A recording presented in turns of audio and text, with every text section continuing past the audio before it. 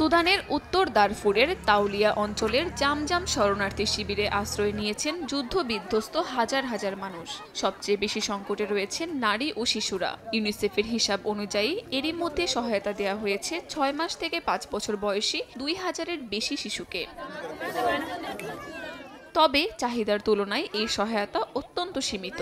একই পরিবারের একাধিক শিশু মারাত্মক অপুষ্টিতে ভুগছে।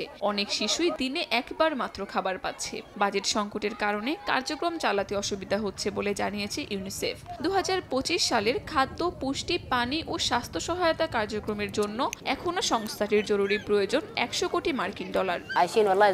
আমরা অত্যন্ত কঠিন পরিস্থিতির মধ্য দিয়ে যাচ্ছি। আমরা 6 বার ভিন্ন ভিন্ন জায়গা থেকে বাস্তুচ্যুত হয়েছি, যতক্ষণ না লড়াই আমাদের এখানেও এসে পৌঁছায়। আমাদের শিশুরা অপুষ্টিতে ভুগছে। ছোট শিশুদের জন্য যে খাবার পাওয়া যাচ্ছে তা পর্যাপ্ত নয়। এ কারণেই তারা অপুষ্টির শিকার। জাতিসংঘ বলছে, চলমান সংঘাতে আটকে পড়া লাখো মানুষের জন্য সহায়তা পৌঁছানো হয়ে পড়েছে দুঃসাধ্য। খাদ্য, পানি আর ওষুধের অভাবে মৃত্যু এখন সুদানের বাস্তুচ্যুত শিশুদের নিত্যসঙ্গী। সংকট কাটাতে জরুরি আন্তর্জাতিক সহায়তা ছাড়া বিকল্প নেই।